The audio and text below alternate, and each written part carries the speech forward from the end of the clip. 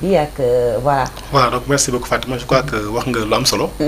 D'abord donc le mot d'ordre c'est donc le mot d'ordre du G7. Ah G7. waaw G7 G7. ci biir G7 am nañ ci des syndicats comme CUSEMS. comme SAEMS. CUSEMS A le CELS. le SNELAS. D'accord, le SIENS ak donc UDEN. ñooñu ñoo ko composé. te aussi boo xool aussi ci wàllu xeex bi ñooy gën d'abord enseignants yi fépp donc Sénégal d'avoir suivi ou donc observé le mot d'ordre de grève.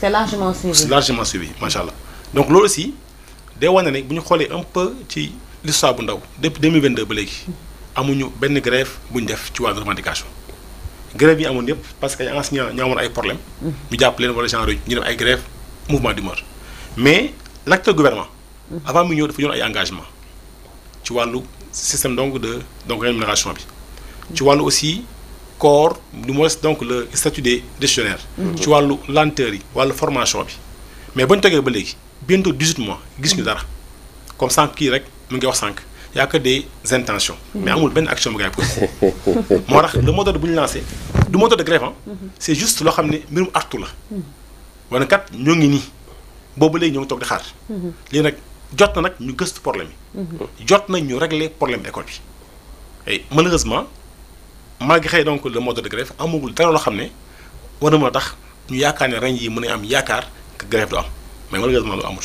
ñu def ko octobre rouge. Voilà mais en fait comme ñu wax sànq rek c'est un mot d'ordre qui est donc symbolique. C'est donc un mot d'ordre d'avertissement ñuy wax artu. kat na gars yi gëstu gaaw ñu xool problème école bi xam nga sànq ñu ngi wax am solo xam nga école bi bu nee am na lu mat 5 millions d'élèves. avec au moins 100 000 fonctionnaires donc je crois que c'est une masse qui est vraiment importante. C'est ça. te population bi ñun ñëpp lu ñu yàlla may loo xam ne moo ëpp solo si ñun mooy njaboot. xam nga njaboot dañuy wax ne mooy taawu alal. donc sax mbiru njaboot nag bu doo ko sàggane muy état bi muy enseignants yi et surtout muy parents d'élèves yi. xam nga loolu ñun nañ koy wax xam nga boo jëlee dëkk yu mel ni Europe bu enseignants demee grève parents d'élèves ñoo njëkk a génn casse marche ànd ak enseignants yi marche ne bu gën am. mais ñun fii balaa parents d'élèves di wax day fekk grève métti na trop. te ñun sax des fois ñu xaw a rey parce que nay jàpp ne enseignants yi ñooy vrai parents d'élèves.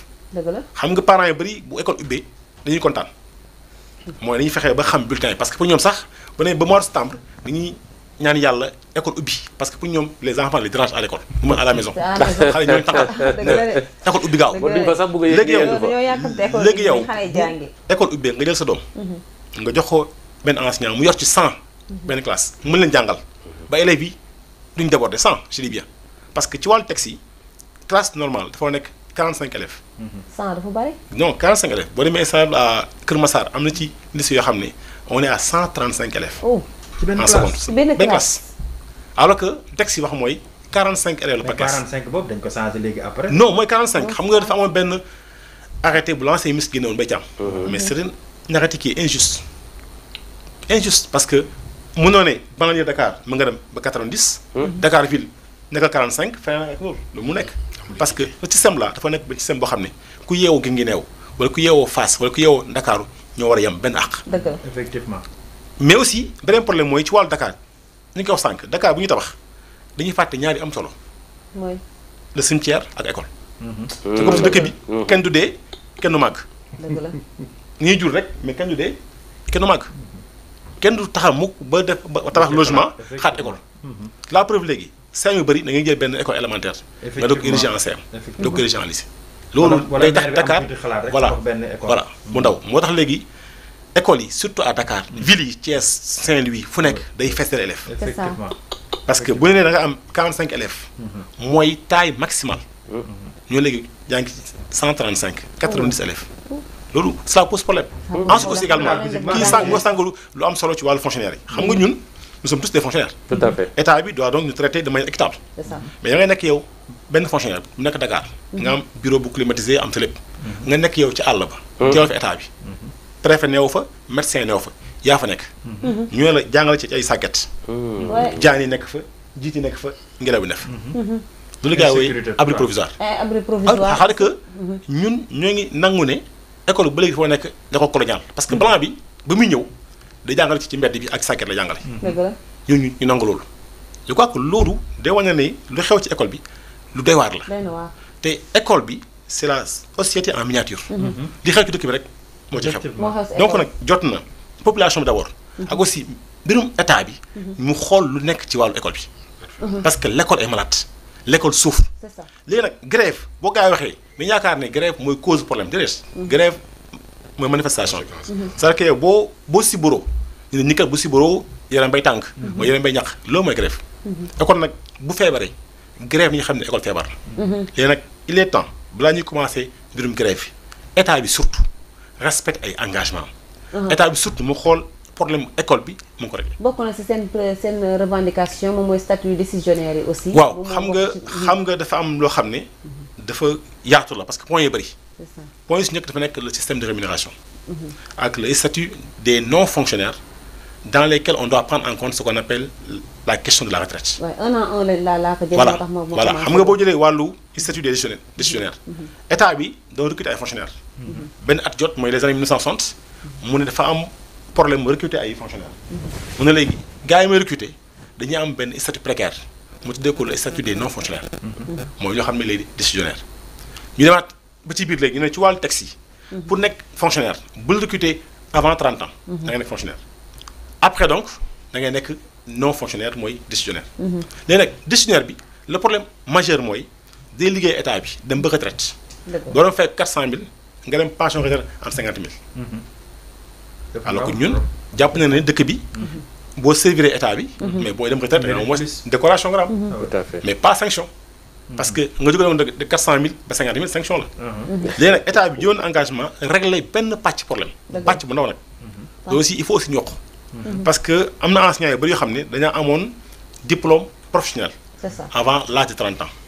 par erreur par lenteur def leen non fonctionnaire. léegi nag décret boobu ñu wax ñoo la jël en compte. ak benn question carrière. mais question bu ci ëpp solo wàllu pension bi décret bi jël ko en compte. beneen point aussi bu ñu teg ci wàllu bi mooy vous savez boo xoolee depuis 2006 ba léegi. grève enseignants yëpp benn grève la mooy le système de rémunération. dëgg la système de rémunération. xam nga 1960 sànq yi mi ngi koy wax. enseignants yi daanaka bokkoon na si ñi ëppoon lu ñu fayeeku. avant da ngay def l'école normale boo réussirul nga demi defi donc muy enam. parce que à l'époque ñoo nekkoon les mieux payés. jamono di dem ba ñoom la ñu nekkaat ci suuf le bas donc de l'échelle. yaa ngi wax sànq mbirum logement bi. bu ñu nee indemnité donc de logement de l'enseignant alors que enseignant. 80% de son travail à la maison la. enseignant bu jàngale. préparer say léppam kër la. classe foofu garaawul. parce que bii kër ga nga def fiche yi. bii kër ga nga def correction yi. ba ngay préparé woo daal. ñoo la yow indemnité de logement bi nga am te yow rek yaa amoon droit am ko à l'époque benn agent amu ko woon. enseignant rek moo ko amoon. enseignant kese moo ko amoon. léegi ñu dem ba ci biir yeneen agent yi di ko am dem ba kenn indemnité boobu mu am moo ëppale fuuf waa ji fay ko moo tax ñu ne indemnité de logement bi il fallait ñu aligner ko.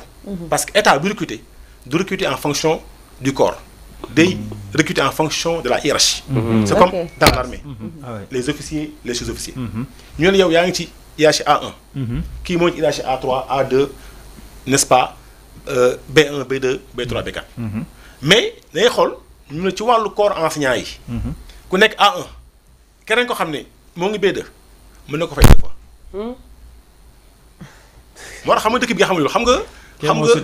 mais bokkuñu métier nga bokkuñu métier na ko fay parce que peut-être que xam nga aussi sànq waxtaan ko sànq. problème réew mi dafa bëri. ba lu bëri mu ñu ko wax xam nga lu gën a bon mooy nga fexe ba say fonctionnaire ñu xoolante en chien de faïence. nit ki dem ba mere keneen ki fekk tey ko. dëgg la fekk dafa xaw a dund benn injustice boo xam ne. mënu ko nangu. dëgg la injustice nga gis ko xam ne moo gën a jàng diw fuuf mais diw mën na ko fay 2-3 fois. bu dee aujourd'hui amul benn enseignant. Mais c'est pas par rapport au métier aussi. Non, c'est pas par rapport au métier. Wala par rapport au RH xam nga état bu lay traité lay traité en fonction du statut. Enseignement du corps cadre la. Enseignement du corps. Parce que cadre enseignement am na ko 20 corps ci nekk. mais statut la. statut waay. statut des fonctionnaires. état bi yooyu bind dafa benn loi bu état bi créé. pour tous les fonctionnaires. nga am indice salarial te ñëpp ko bokk. mais bu ñëwee ci wàllu indemnité yi. régime bi fi nekkoon yëpp bu ñu joxe indemnité dañuy xool ñu gën a tuutile ñu jox leen. ñu neexal leen quoi wala ñi xam ne ñoo gérer mbirum élection yi ñu neexal leen wala ñi xam ne ñoo gérer mbirum koppar gi gars yi neexal leen. ñi nga xam ne ñoo taxaw gérer état bi. du ko taxaw nga ne ko kii moom il ne mérite rien. loolu moo créé frustration ba am ci corps enseignement ak aussi ci corps yu bëri. moo tax ñu ne jot na d'autant plus que régime bi ci wàllu campagne am dafa jël engagement. mu ne bu ñëwee day corriger le système de rémunération. parce que ñoo ngi rappelé wu monsieur le président donc de la République Bassirou Diomaye Faye bokkoon na ci rencontre boobu ñu defoon pour ñu restituer les conclusions de l'étude menée par le cabinet MCP Afrique. À l'époque moo ñëwoon avec Elimane Pouye du SAID ñoom jël engagement ne on va corriger le système de rémunération mais bientôt 2 ans amul benn rencontre sur le système de rémunération et loolu wax naa encore une fois day créer frustration. mais kii Fatma man sama question mooy dëgg la xam nga keroog sax ñu ngi ko fi wax naan médecins yi ak enseignants yi vraiment dañ leen war a mettre dans de bonnes conditions. waruñu jooy dara wala ñu soxla dara seen lépp dafa war a mat. parce que ñoom ñooy levier développement d'un peuple. il faut que nit ñi wér. ba pare nit ñi jàng am xam-xam. tant que nit ñi wéruñu am ñu xam-xam dëkk boobu du dem mais est-ce que dañ vous voyez que ni grève rek moom mooy régler la problème. waaw xam nga yow li ngay wax lu. waaw am solo. waaw métier enseignement. waaw moo doy waar. waaw enseignant bu demee vacances 2 mois. waaw day am problème parce que toute sa vie l'école la. waaw enseignant ba ñu muy ànd sa enseignant lay àndal. waaw toute sa vie l'école la. donc moom bu demee grève ñàkk pexe la. enseignant bu dem grève ñàkk pexe la. ut beneen alternative. la preuve da ngay gis enseignant bu dem grève dem toog école. waaw enseignant dem grève yëpp mais dina toog à alors que l'école. këram la waroon toog. waaw këram toog mais dem toog école parce que milieu boobu la xam. léegi loolu nag day wane ne grève bi ñàkk pexe la. te moom boo sañoon. dañuy régler problème sans dem grève. boo leen fi xoolee depuis 10 ans bu ñuy grève nañ ci boole marche. xam nga sànq wax naa ko sànq mën la dëkk yëpp bu marche amee. parents yi génn ànd ak enseignants yi. mais fii marche day am enseignants yi da koy génn marche. est-ce que parents information bu ñu waroon am tamit. est-ce que information xam nga loolu problème bi. xam nga le problème mooy. ñun dañuy fàtte ne l'école c'est l'école de la nation. c'est l'école de la communauté. nekkul école enseignants yi. enseignant bi dem grève parent bu dégg loolu war na dem à l'école. xam nga boo xoolee démb. ñun ba ñuy jàng nos parents yi ñëw à l'école. tout à fait ñoom jànguñu woon. ah bien sûr. mais ñoo xool si élèves yi. nu mu toggee. aujourd'hui boo defee bulletin remise des bulletins. nga dem au lycée wala au collège. di nga xaar 9h ba 13h bu parents ñëwee 10 parents ñëw. c'est vrai. donc loolu day wane ne école bi léegi malheureusement. sànq wax naa la ko nee naa la parent d'élève boo nee da ngay grève day kontaan parce que jàpp na tey jii day contrôle doomam du am paas deetoo kër ga du am ndékkeem. mais boo nee débrayage boo nee débrayage le parent d'élève est tellement outré. day mer day frustré wu parce que jàpp na ne doom ji dafa yàq paas tey jàpp na ne tey jii doom ji mu ngi taxawaalu. mais loolu ku inconscient xanaa mooy wax. non j'ai dit que xamul loolu mooy constat bi malheureusement c'est un constat qui est triste. que ñun enseignants ñun nous devons faire à l'école. aujourd'hui on demande tout à l'enseignant. léegi gis sax élève bu dëgg ñu ne non li koy enseignants yi la wala école baaxatul léegi. alors que ñun dañuy fàtte lu Birago Diop waxoon. Birago Diop dafa ne c'est la maison qui éduque. moo ko ñetti yoon mooy kër mooy yar kër mooy yar kër mooy yar. malheureusement les kër yi yaratuñu ñu bëgg léegi enseignant bi jël rôle parent bi jël aussi rôle jàngalkat bi. mu nekk double rôle. ba pare aussi. mais l'enseignant aussi doit éduquer en même temps. non alphabétiser. mais j'ai dit xam nga loolu loolu mooy le rôle d'un enseignant. mais enseignant balaa muy éduquer day fekk d'abord la maison commencé na ko. boo ñëwee ci école bi mu renforcer ko mais bu ñëwee gis yow nga dëng la maison mais ba mu lay jàngal day sonn c'est pourquoi j'ai dit que le mal est trop profond. waaw en fait man li ma gis sànq même mu ngi wax naan parents yi sax dañuy dem ba benn sens sax bëgguñu seen doom yi jàngi. mais man njàngat bi ma am est-ce que tamit du. en fait ñun Sénégal comme ni ma koy faral di waxee ou bien ñu ñuy jiite ou bien état yi ñooy dem ba yor loo xam ne en fait fu nekk feebar parce que yow ni nga waxee te jàngalekat bi suba bu nga fa santé toogee nga foog ne santé kese am problème transporteur bu ñu fi toogee nga foog ne nga am problème mais naka lañ mën a def ba toog waxtaan ba nga xam ne lu ci nekk bu ñu mënul def lépp ñu def loo xam ne dana saafara la nga xam ne dana demale côté bu nekk parce que li ngay wax ni tey boo ñëwee ci transport dafa am problème boo ñëwee ci paj beeg feneen ak feneen dafa am problème léegi est-ce que tamit ci beneen côté nañ ma baal est-ce que du politiciens yi tamit parfois gars yi dañ leen bàyyi xel na gis na député bi li muy fayeeku lu bari te man enseignement maa ngi ree sama bopp te pourtant politicien la man mi nga xam ne maa ngi tax borom xam-xam bi am est-ce que loolu tamit du pousser. waaw lu mel noonu. ba tax na gars yi moo tax ma ne sànq xam nga moo tax ma ne nit ki mën na xaw a nekk un négri fekk tey ko. waaw parce que da nga naan bon député bi mu ngi fay ko nangam million. non xam nga sànq nga am solo xam nga d'abord ñu nag ñëpp transport bokkuñu. voilà santé bi bokkul leen. mais ñu nag santé ñoo bokk statut ay fonctionnaires lañ. tout à fait. loolu aussi il faut ñu xam loolu d'abord. tout à fait parce que bu ñu comparé ñi nga xam ne ñoo bokk. la fonction publique. bu ñëwee ci biir fonction publique ñu ne diw ak diw ñoo bokk niveau jàng. mais diw bi. mën na fay 4 fois. tout à fait. xam nga loolu. problème la humain la nous sommes des hommes. tout à fait. mais du wax lii di yoon. mën nañu ko comprendre léegi nag ñun par rapport au métier. waxuñu non xam nga la mu danger bi xam nga la sànq yaa ngi wax sànq lu am solo sànq. nee nga deux métiers moom solo. santé ak jàngale. est-ce que ñoo ngi feeñal leen. déedéet. dañuy gis métier bu ndaw ñu ne ñii ñoo indi xaalis réew mi. ils sont déjà bien payés. ñu leen mettant yéen non j'ai dit juste exemple la xam nga sànq kii sànq moo sànq am solo ci wàllu suuf si. mais foofu li xew suuf si foofu lu garaaw la. moo tax ñun nous avons dit à l'État du Sénégal on va poser la question des fonds communs. en plus aussi li ma jàngal. xam nga loolu. exactement xam nga loolu c'est important. très important. parce que en français bu nee fonds commun. li muy tekki. mooy lu ñëpp bokk. mooy lu ñëpp bokk. lu ñëpp bokk nga jox ko kenn. waaw loolu problème la. c'est pourquoi je dis que le mal est trop profond. parce que mbirum état bi c'est pas une gestion privée de l'État. bu ñu jëlee coach na coach kat. kaay liggéey état bi chaque weer tu as 1 million. coach nangu loolu. mu nekk sa yaram. ñoo ko léegi yow comme que sa liggéey xaalis la chaque 3 mois da nga am benn 5 millions. waaye loolu moom si beneen affaire la problème la mooy li ma la wax sax mooy c'est-à-dire. da ngay jël sa bët teg ko ci leneen loo xam ne. yow miy góorgóorlu non c'est nekkul teg non c'est nekkul teg xam nga teg mooy xam nga teg xamuñu xam nga ci caw système bi la très bien xam nga caw ñun waxuñu yemale. mais ku nekk ñu jox la sa xam nga problème mooy ñun ñëpp mu ñëw bokk lu ñu fay ko. déedéet mënul ça c'est impossible. foo jaar kii ëppale kii ëppale kii loolu par la force la. métier yëpp la. mais je dis les écarts yoo xam ne dafa am. mooy yenn privilèges c'est des écarts léegi gis benn enseignant bu jàngale 20 ans comme par exemple. man bu ma naree am terrain. damay dem ba ci àll Dakar yaay fi. nga gis benn fonctionnaire bu ndaw bu génn terrain en ville la koy am. c'est pourquoi je dis que le mal est trop profond léegi nag dëkk bu ñu bëggee mu avancer man ñun nañ danaa gëm jàngale pour ñun jàngale mooy base bi. jàngale moo tax nga am médecin jàngale moo tax nga am ba ci sax joueurs yi sportif yi jàngale moo tax nga am ñëpp. léegi il faut que ñu jox jàngale bi gëddëm jox ko gëddëm mooy ñëpp koy waxtaane journaliste beeg jaaykat beeg ñëpp koy waxaale mu nekk l'école de la communauté. les acteurs ñu impliqué leen ñëpp toog ci. mais bu ñu jëlee école bi ñu bàyyi ko enseignants yi ak état bi grève rek mooy am. même les parents d'élèves da leen war a impliqué. forcément parce que association les parents d'élèves invité nañ leen fi mooy ñoom nee nañu dinañu faral di nekk ak yéen di def ay di communiquer ak yéen donc qu'est-ce qui se passe parce que ñoom aussi yaakaar naa ne bu ngeen waxtaanee ak ñoom par rapport ak seen point de revendication. bu fekkee da nga leen oo tey ji ci marche ñoom forcément dañuy ñëw uy jëleen ci marche bi aussi. bon man peut-être j'ai eu donc assisté à plusieurs marches. mais rare ci marche yi laa gis parents d'élèves. mais est-ce que tamit du. xam nga loolu parents d'élèves dañuy jàpp ne. xam nga ñun ñii xam nga man wax ak yow. est-ce que ñoom man wax ak yow mes enfants sont dans l'école publique. dugal nañ leen ci je suis donc parent d'élève. enseignant la parent d'élève la. donc loolu moo wane ne. le problème il faut aussi ñu toog ñu waxaat. waxtaane ko. di question problème parents d'élèves je dis que problème bu nee ba. am fu mu la société ñëpp ne école bi ñoo ko moom ñëpp ko moom.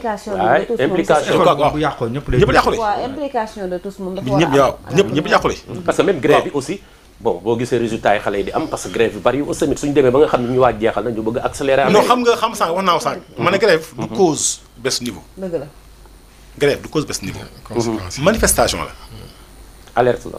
non je dis école yéen boo amee liggéey nga liggéey wala nga am oto bi daw. oto bi am problème mu huile mais da nga dégg bruit bi. waaw mooy grève ça c'est vrai ça c'est vrai. mais école bi bu lépp jaaroon yoon grève du am je dis que enseignant bu grève ñàkk pexe. surtout que yéen tàmm yàggoon ngeen. est-ce que pédagogie bi mu ngi fi qualité daal aussi. jàngale bi non xam nga la qualité. waaw ji a fekk boo xoolee OS yi génn na. waaw OS enseignants yi bees yi. ñëpp am formation. je dis bien ñëpp am formation. parce que tam autant on voit que les élèves. par exemple à partir de primaire mais français. waaw xam nga loolu.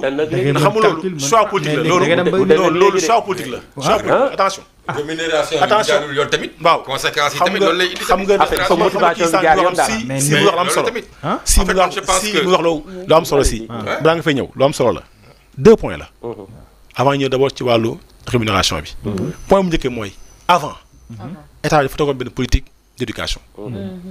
boo xam ne choix la woon tri. on prenait les meilleurs élèves. ok da ngay am entrée en sixième ñëwee la collège nangam 20 places la am. 20 places. tout à fait alors que école élémentaire am na 100 élèves yoo xam ne ay kii nañu. jeunes yi ci 100 yooyu ñëw ci les 20. mais 80 yi des ils sont forts. mais malheureusement amuñu place ci wàllu entrée en sixième. moo taxoon finalement élèves yi di aay. léegi nag bu ñu ñëwee ñu ne léegi entrée en sixième amatul léegi exemple. collège nangam mën nga jël 100 mën nga 200 mais yow na nga ji bàyyi ñëpp bopp jàll. beneen mooy lu siy wax sànq ci wàllu rémunération bi benn sëriñ bu am solo Sénégal mu Thierno Seydou Nour Tall doon wax lu am solo. emploir mu ne boo jëlee nit ko amul dara. nga jox ko nit ko xamul dara. te boole wala ci dara doo xam dara. ah oui. loolu mooy le système donc rémunération. alors que yow mi jàngal élève ngay dem di sonn ci moom alors que yow amoo dara élève xamul dara amoo classe yi baax mais forcément day am impact ci wàllu élève. mais est-ce que tamit mënuñu xaar li ngeen di kaas dëgg la pour seen ay motivation kii mais tamit parents yi pour ñu jël leen jege. lépp loolu leen di def aussi mu bokk comme sànq yaa ngi ko doon wax sa njëlbéenu wax. mooy classe yi nga xam ne ñoo ngi ci biir nungu siin ba nga xam ne jàngalekat ba nga xam ne ma nga fa nekk am ay problème ñu taxawu ko est-ce que xeex bi warul nekk foofu ak naka la ñu mën def ba nga xam ne bu njëkkoon dañuy dégg benn slogan ubbi tey jàngi tey mais ubbi tey grève tey nan la ñu mën a fexe ba nga xam ne xam nga sànq yaa ngi am solo. nee naa la bu am na ci dëkk yoo xam ne ay Kédougou. voilà Siin dëkk ay Kaolack Salémata. boo déggee abri provisoire 80% enseignant moo ko defar. je dis bien 80% enseignant moo defar classe. mooy defar pour jàngale ñoo tabax.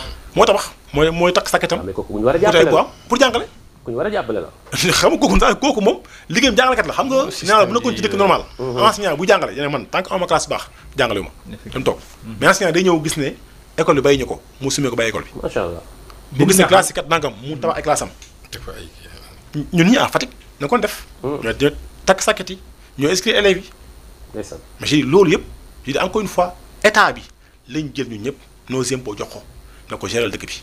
kon bu paree amee ñun ñëpp ne état bi kat yaay problème bi. mais je pense que toog waxtaan mooy andi solution yi. waaw mais forcément mais malheureusement je dis encore une fois. waxtaan day am action. équité aussi dafa nar a am tamit équité vraiment ci surtout si système de rémunération yi ba je trouve que c'est assez frustrant. dañuy gis enseignant bu def bac plus 6 nga di gis un autre fonctionnaire bu def bac plus 6.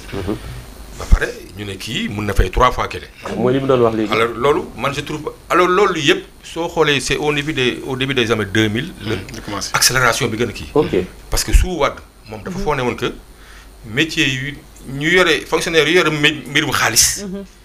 pour ñu bañ leen corrompre il faut que ñu yokkal leen pour ñu bañ a laal ci xaalis parce que ñoom ñooy manipuler xaalis. ba nga gis corps judiciaire bi aussi. ak ñu ne ñi yore wàllum judiciaire yi fonctionnaires yi. les magistrats aussi. pour ñu bañ leen corrompre il faut qu'ils soient à l'aise ba nga xam ne mais alors que c'est pas ça le problème. foofu nag gis nga analyse boobu Wade defoon moo faussé lépp. ba nga xam ne dafa jékki-jékki un magistrat son indemnité de logement. jóge si ay 75000 dem ba 700000 xaw ma. waaw 500000. plus même 2 fois plus que ce que gagnait l'enseignant. indemnité de logement la lool. sans salaire bi ñëwagul. salaire bi ñëwagul. nga gis un inspecteur des impôts. waaye. un inspecteur du trésor tout ce qui est un inspecteur des douanes. di am ay salaires yi nga xam ne à partir de millions la. ak fonds commun ba pare ñu ne léegi fonds commun. mu andi beneen problème. mais là mais ça nit ki. nit équité sax loolu sax non équité sax moo du loolu quoi. parce que nit ki bu nekkee yow fonctionnaire. recruter nañ la pour liggéey bii. mais si sa liggéey bii nga nar a yem. ba pare si sa lu ñu lay fay si sa liggéey bi si loolu nga nar a yem. pour quelle raison ñu ne la yow da nga nar a am un surplus parce que yaa ngi liggéey spécial mais loolu mooy sa liggéey loolu moo tax ñu lay fay. pourquoi ñu lay yokkal parce que yaa ngi def sa liggéey. nga gis est-ce que l'enseignant dañu koy yokkal parce que mi ngi jàngale non. amul loolu. man je pense que dafa am inégalité bu si am mais man je trouve bien que koo xam te ni comme par exemple un agent des impôts et domaines ñu fay ko bu baax pour lutter contre la corruption mais seulement inégalité fu mu amee. mais sanction dafa nar a am. xam nga koo jàpp loolu c'est pas la solution. xam nga Fatima c'est-à-dire que pour lutter contre la corruption nga ne dama la yokkal xaalis ça c'est pas lutter contre la corruption. Fatima tu crées une inégalité flagrante boo xam ne keneen du ko nangu. am solo. xam nga corruption. nekk corruptible. ay valeur la ay vertu la. ça c'est vrai ça c'est vrai. kuy fay ko 100 000 francs. te ba léegi ce sont les plus corrompus. 100 000 francs. ce sont les mieux payés. 100 000 ce sont les plus loolu corrompus. nit la. moral la du ko sa mbirum xaalis. la preuve da ngay fay ko million. ñu corrompre le milliard. jeex na ça c'est vrai. te ba léegi moo am sax moo am. yokk salaire bi ba. même te léegi dafa am benn paradoxe bu am sax parce que da ngay gis ki nekk impôt domaine bu demee def terrassement par exemple moom mën na fa am benn terrain. ñu jël enseignant bi affecté ko ci benn zone moom mu jël alalam tabax fa. pour mën a jàng effectivement mais gis nga paradoxe boobu quoi. non man je vais vous raconter une histoire. Un inspecteur du trésor par exemple ñu un inspecteur du trésor laa la wax de. ñu affecté la benn zone. tu as sous ta tutelle par exemple une vingtaine de communes. D'accord. Tu te dis que sur le budget de chaque commune l'inspecteur du trésor am na si wàll. il met dans sa poche est-ce que xam nga loolu pratique yooyu ça existait. non. c'est-à-dire que yow tu es inspecteur du trésor par exemple on t'amène à Kaolack wala quelque chose comme ça. nga am sous ta juridiction 20 et quelques communes wala 10 communes par exemple. commune bu si nekk am na budget bi yow en tant qu'inspecteur du trésor yaa koy gérer. payeur général bi affaire yi moo koy gérer xam nga parce que xam nga c'est centralisé. yow ku si nekk seen budget da nga siy teg ko si yow. yaa ko moom effectivement d'office. loolu moom beneen affaire la. et un gars m'a expliqué que. la première fois que ça lui est arrivé ñu koy nemee lii xaalis bi yaa ko moom. des centaines de millions là jaaxle. alors que moom si boppam mu ne ma bureau moom bu muy liggéey. bureau bu muy liggéey. ah soo toogoon tuuti bâtiment bi. daanu ci kaw. ba pare ñu lay jox loolu bureau trésor bi nga xam ne moom bureau soo toogoon tuuti bâtiment bi daanu ci kaw. c'est très grave. première année bu ñu ko affecté foofu lan la def. xaalis boobu bi nga xam ne ça lui est tombé du ciel parce que bon pour moom. waaw foo ne woon ne xaalisam si salaire rek la nar a jóge. narul jóge si yeneen budget yeneen communauté yi. xaalis boobu la jël tabaxee ko bâtiment bu mu naroon liggéey bu fonctionnaire yi narul liggéey. xam nga sànq dafa am lu am solo. xam nga yaa ngi dégg enseignant di wax rappel. la supposition de rappel. rappel bi ñuy wax. bor la état bi dafa amel enseignant xaalisam. enseignant dafa war a am xaalis boo yokk état bi toog di nga xaarloo 4 ans. nga koy war a fay. xam nga banque boo ko amee la xaalis. boo koy fay ñoo koy fay da ngay boole intérêt. donc un régime normal bu fay rappel da war a fay intérêt. mais bii boobu kaa amut ba lay fay sa rappel sa xaalis bopp yow. na nga koy téq.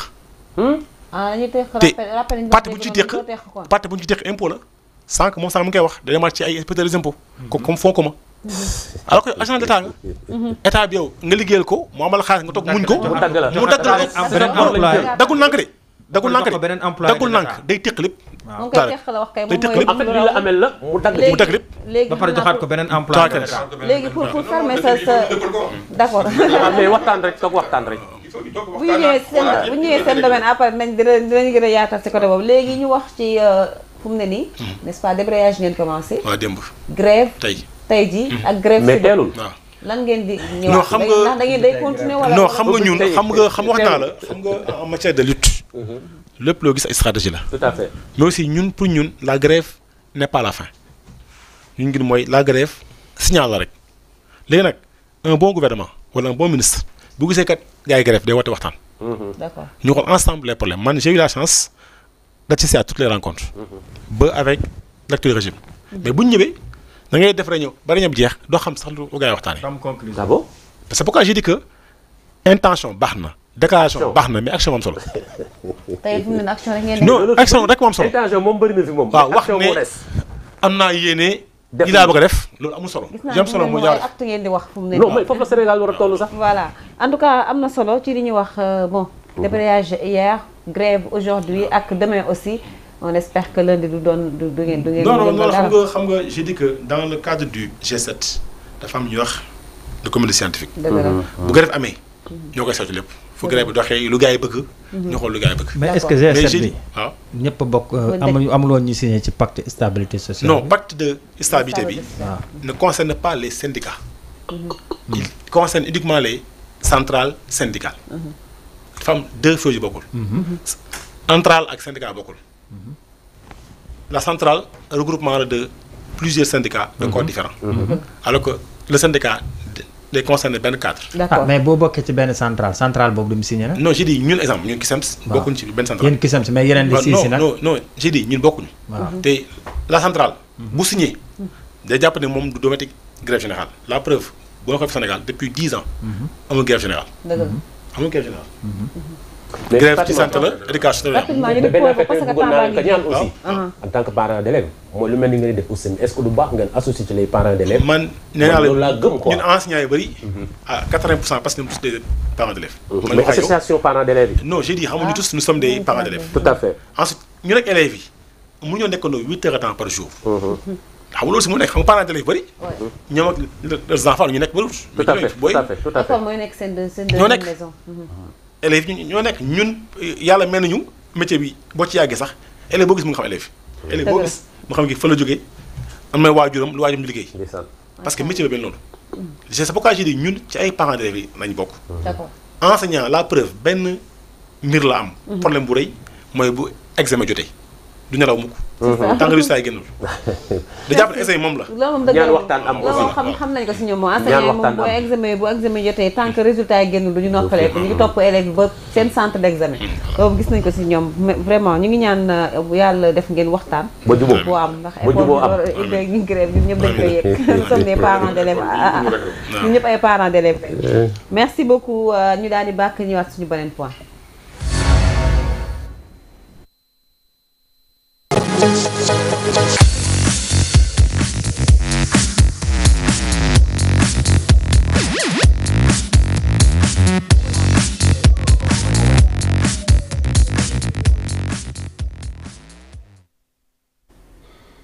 voilà ci wàllum li nga xam ne la ñuy dugg moom mooy jàkk bu Karak coow li nga xam ne moom moo am ay weer si ginnaaw ba préfet jëloon décision ñu daal di ne ko ràpp tëj mu nekk nag tëj bu yàgg boobu ba léegi ndax coow li nga xam te ni moom moo amoon ci diggante imam ak beneen ba mu indi fa ay coow ak jote loolu nag préfet gi dem ba gis ne lii nag moom amatul sécurité amatul lenn loo xam te ni war na mën a tax ñuy ibbi kon jàkk ji mu daal di ko tëj boobu ak léegi le 2 mai la woon n'est-ce pas. Ouais, le mois de mai la woon mois de mai ah.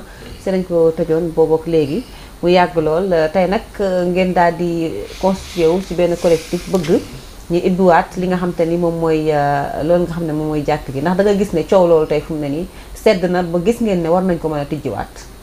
waaw jërëjëf Fatima ñun en tant que jullit am mosquée bi nga xam ne fa la ñuy defee suñu waxtu juróomi. di fa jullee aljuma di fa jullee korite ak tabaski. mu nekk mosquée bi nga xam ne ñetti koñ ñoo ko séq parce que mosquée Karak fu mu nekk da nga xam ne nekkul pour waa Karak kese. dëgg la waa Sicap Baobab. fa la ñuy jullee waa Amitié fa la ñuy jullee. waa Karak tam di fa jullee. donc c'est une mosquée bi nga xam ne ñetti koñ ñoo ko séq ñu tëj ko nag depuis le mois de mai ñun duñu gis que loolu d'abord dafa ëpp.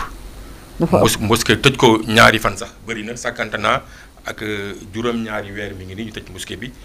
loolu vraiment dafay entraver suñu liberté de culte. te loolu liberté bi nga xam ne vraiment c'est consacré par la loi sénégalaise que sénégalais bu si nekk dafa nar a vraiment cultam daf ko nar a exercer nu mu ko waree sans aucune entrave. ñu gis tamit que lu tëj jàkk ji ay histoires yi nga xam ne c'est des histoires yi nga xam ne concerné wul les musulmans yi nga xam ne ñoom ñoo yeewoo ci bërëb yooyu. maanaam ñaar ñi di jiite donc la concerné. Qu'est-ce le concerné.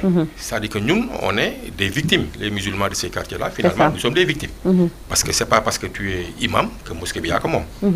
donc duñu la nee rek jiital et puis ba pare duñu la fa fal teg la fa ñun on dit que koo xam ne duñu la fa fal duñu la dénk problème su amee nar nañ tamit mun a teg la de côté indiwaat keneen ki nga xam ne bu nekkee loolu moo nar a régler problème bi ñun nag collectif musulman yi yeewoo Baobab Karak ak Amitié bëgg ñu ubbiwaat mosquée bi loolu la ñu wax ñu ne que comme problème bi ça concerne 2 imams qui sont même pas parce que du imam ratib bi encore une fois parce que mosquée bi dafa am organisation dafa am benn imam ratib bi nga xam ne depuis bu ñu sancee jàkk ji dans les années 80 moom mooy imam ratib bi te à l'époque du ñu jëloon jàkk ji jox ko maam Abdou pour mu wutal leen imam maam Abdou ñëw inauguré jàkk ji ànd ak fa à l'époque avec sëñ Koso Mbacké ñu tànn nañu benn imam mooy imam Diop bi nga xam ne moom mooy l'actuel imam ratib boobu il était jeune il avait peut-être une trentaine d'années quelque chose comme ça bu léegi moom moo dem ba ci biir ñu amoon ay adjoint imam Sène moo doon adjoint ak imam Kébé voilà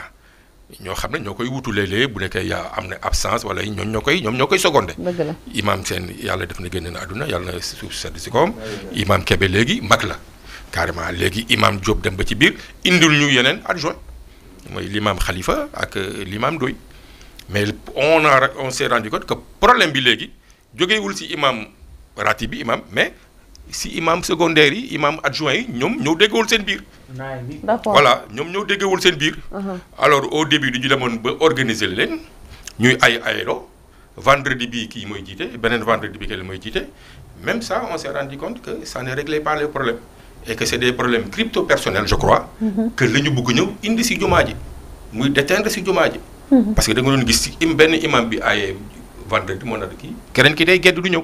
ah bon. keneen ki su aayee keneen ki day gedd du ñëw xam nga loolu nag. loolu bokkul ci diine. loo xam ne julli kese te loolu bokkul ci diine alors tu te rends compte que yeneen critère ak yeneen dimension la gars yi bugg a ñëw indi ko si jumaa ji te loolu rafetul si ay yëfu jullit. dëgg la alors ba tax na ñuy woote ay assemblée générale parce que lu waral ñu tëj jàkk ji du ñu woote woon benn assemblée générale bi nga xam ne ku nekk da nga ñëw ak sa gàngoor sànnante xeer toj chaise yi ak damm chaise yi defante affaire yooyu parce que am na léegi des clans qui se sont formés derrière chacun des imams les esprits se chauffent ku si nekk sa partenaires yi reyante fii dóorante kur fañ loolu mooy indi problème bi alors que ñun loolu préfet bi nag par mesure de sécurité encore une fois moo tax tëj jumaa ji par mesure de sécurité mais foo ne woon nañu que l'histoire que ça allait se régler rapidement mais on se rend compte que depuis le mois de mai quand même ba léegi ñu ngi si octobre quand même ça commence à faire beaucoup alors que ñun les musulmans qui se réveillent dans ces quartiers là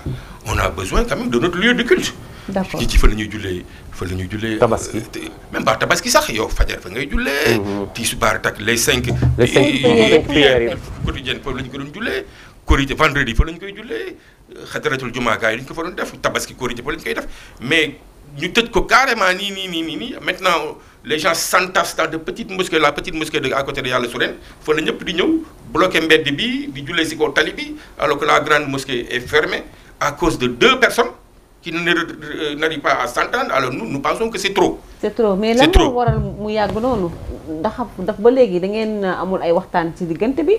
non ñoom dafa naa waxtaan nañu parce que collectif bi yéen est-ce que yéen a ngi def ay yéen a ngi dox ay tànk yoo xam te ni aussi gis ngeen ne dinañ ko mën a tijji bu yàggul. bon nit yaa ngi siy dox ay tànk. parce que dégg naa demoon nañu seeti la khalife général des Tidjanes ba mu boole leen ak sëñ Habib Sy bi sëñ Mansour waxtaanoon na avec les 2 parties ba ñu trouver un terrain d'entente ba tabaski bi sax ubbiwoon nañ ko ak un des derniers vendredis bii ubbiwoon nañ ko mais entre temps je crois que l'imam Ratib avait pris un décret soi-disant ou bien une décision de réorganiser le culte au niveau de la mosquée et en nommant d'autres imams. mu andiwaat problème voilà mu yokkaat xar mi karaw. voilà léegi nag bu mu yokkee yeneen imam yi éliminer benn imam bi kenn si imam bi daf ko éliminer carrément génn ko ci bureau bi indi keneen noom indi doomam teg ci biiru bureau bi. léegi nag loolu mooy indi problème bi léegi au lieu mu régler problème bi bon dafa gën a yokk xar bi karaw comme ngay wax loolu. alors que ñun nous pensons que l'imama wala la mosquée c'est pas d'abord c'est pas un problème de familial. ça doit pas être un problème familial. que l'imam nous impose son fils affaire yooyu. en plus ñun nous pensons que le fondamental du problème c'est l'absence de l'imam lui-même parce que imam ratib da nga nar a fees ta place parce que imam ratib boo xam ne kenn du la gis les imams adjoints ñooy diriger culte bi à tour de rôle ba di indi problème c'est parce que l'imam le principal imam est absent te l'imam ratib souvent aussi il est imam ratib au niveau du Zawiya de El Hadj Malick Sy au niveau du centre-ville donc ñaari kii yooyu mu bëgg a jongler yor ko yore donc pour man da nga nar a fees ta place d'abord di julli vendredi di julli korité ak tabaski parce que tu es l'imam principal parce que à la grande mosquée c'est l'imam principal qui officie les tabaski et les korités.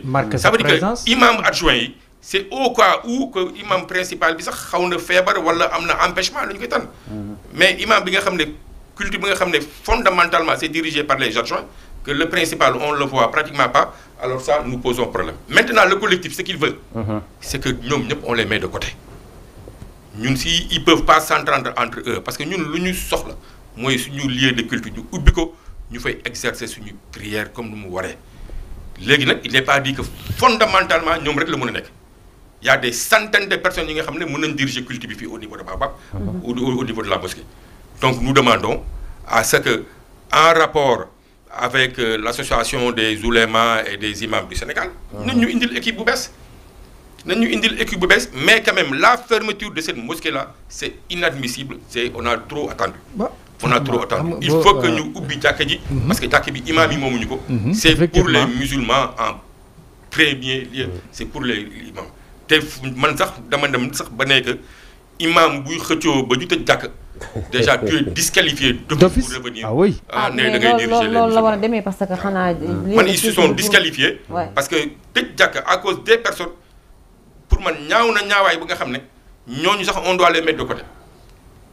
on doit les mettre de côté donc préfet loolu ñu koy wax principalement. problème bu récurrent ñu koy gis si jàkk yu bari du lu bees parce que am na yeneen quartier yoo xamante ni bii dafa fekk ne nag dafa dem ba dégénéré ba mu jot si préfet mais am na yoo xamante ni dañ koy dund même ñun suñu ay quartier gis nga si ay xolo yenn saa ngi gis jumaa boo xamante ni sax nit ki moom jumaa bi nee na kenn du fa jiite ku dul doomam maanaam ku bokkul si famille bi bokkul si deretam mais fan la moomay jumaa bi moom moo koy jiite donc néegu bu yàlla yàggee lan lay nduróol jàkk pour julli la wala pour néegu yàlla Fatima sànq grand bi dafa wax ba tudd feebaru société bi dëgg la il faut qu'on l'accepte on a une société malade très malade te loolu nit ñi duñ ko accepter nanguñu ko wax te maladie boobu dafa li feeñ noonu ci école yeeg ci biir kër yeeg moo feeñ ci jàkka ji gis nga ñi nekk ci jàkka ji ci kër yi rek lañ jógee tout à fait ay nit lañu ñoo nekk ci kër yi ñooy xuloo ak seen jabar yi ñooy tongoo ak seen jabar yi ñooy dem ci fu leen neex duñ nangoo joxe dépense duñ jël seen responsabilité ñoo demaat transformé waat seen problème ci biir jàkka ja mais képp ku xam lu nekk ci responsabilité jiite buñ la waxee kaa jiite sax d'abord yaay njëkk a bañ bien que jiite am na ay faveur ci nekk parce que xewal la barke la nga jiite mais responsabilité la aussi léegi nag bu ñu demee ba ñuy tëj jàkk ndax problème mu jiit waarisuhum fil amri fa iza azamta fa tawakkal ala Allah loolu la alxuraan wax yonent bi mu ne ko su problème amee bul décider mukk bul jël benn décision tant que dafa consultation laaj ñëpp parti yëpp nga xool décision bi gën nga jël boobu man dinaa la ci jàppale mais tam mun ñu nangu loo xam ne bien quartier bi la waa quartier bi yëpp ñoo ko bokk ay ñaari nit bëgg leen xañ li mu wax nii sànq seen activité de culte loolu c'est pas normal c'est inadmissible kenn waru ko nangu quitte à ce que ngeen jël ñooñ nga xam ñoo indi conflit bi que vous les écartez tous ñu xool dans le quartier ña fay jullisee ña fa ëpp xam-xam gën fa jub parce que tamit xam-xam rek du tax nga jiite il faut nga jub ñu xool say arrière say démb ak say tey est-ce que tegu nga ci yoon parce que bëgguñu ñu naan kiy jiite fële moom dañ muy jiite bu ñu xamoon mooy kan c'est important parce que jiite du jàng rek de bu la neexee sax bul mokkal alxuraan parce que loolu c'est du farata mais na nga xam lépp lu aju ci àtte jurisprudence islamique muy sariya ba luñ la laaj ci quartier bi ci wàllu sariya da nga ko war a kii dëgg la da nga ko war a leeral imaama dañ koy jàng waaw dafa am ay école yoo xam ne merci dañuy jàngale waaw n'importe qui n'est pas léegi nag même si yeneen dëkk yi da ngay gis ñoo xam te ne dañu am école pour effectivement dañu former imam yi dañ leen di former dañ leen di former mais Sénégal da ngay dem ba retraité dem ne imaamu jàkk wala amatoo foo jëm nga dem toog ci buntu jàkka ji loolu ñu bëgg a woote bëgg a woote benn assemblée générale quartier yi on s'est dit comme 3 quartiers ñoo séq jàkka ji du ñu ne na waa Baobab réunir seen biir waa Karak réunir waa Amitié réunir ñu nommé ku si nekk ay délégué yooyu nag ñu fédéré ñu ñëw ñu waxtaan suñu biir tànn benn équipe nga xam ne mooy diriger jàkk bi définitivement ñu wut ko mët ki nga xam ne mët na imam ñu teg ko ñeneen ñi nga xam ne protagonistes yi nga xam ne ñoom ñooy ndeyu mbill bi ñoom ñoo tax problème yi am ñoom ñoo tax ñu tëj jàkk ji ñu teg leen de côté mais bu leen ko def ensemble général boo xam ne ñëppay ñëw jël leen ay élite rek effectivement ay ngeen dajale leen ak préfet ak këru diine yi ngeen dem gis leen ngeen toog ngeen waxtaan seen biir ut solution indi ko proposer ko mbooloo mi effectivement en fait man lu ma ci bëgg a wax mooy comme ni ñu koy xam peut-être lii prétexte la rek pour waxtaanee mbir mi nga xam ne des fois duñ ci ñeme wax ñu ci bari sax boo waxee mbirum imam mbirum juma gars yi dañuy xaw a waaf parce que day naan dafa sensible mais je pense que lii dañuy toog waxtaanee ko rek pour mën a trouver ay solution ci ay problèmes yu mel ni xam ne mooy nekk ci jàkk yi juma yi mais man li ma njëkk a bëggoon a xam rek mooy est-ce que tamit parce que xam nga juma tamit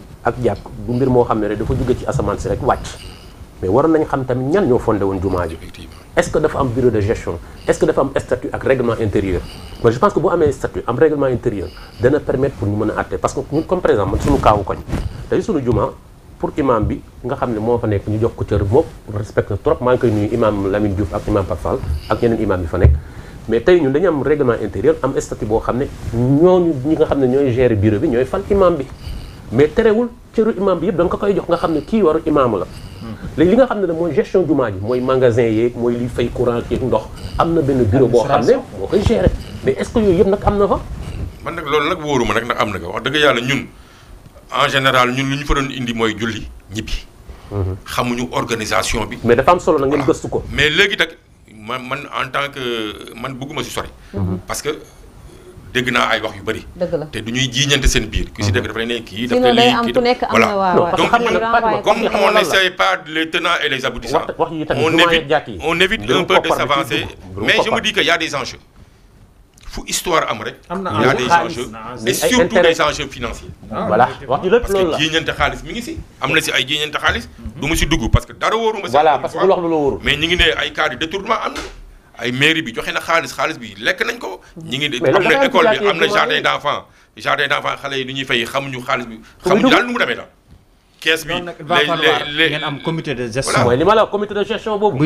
loolu yëpp xamuñu ko man de en tant que jullit man nga xam ne julli juróomi rek moom bañ kii woon. ak julli àjjuma ak korite tabaski. xaw ma dara si gestion jumaa bi. je pense que seen assemblée générale bi ngeen di def.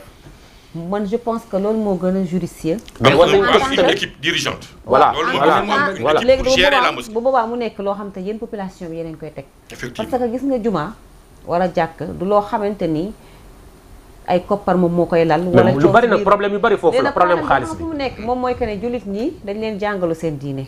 parce que boo gisee xaw ma ndax lañ imaam yi ñoo dul wax li yàlla wax wala. mais demoon nañu ba ci histoire.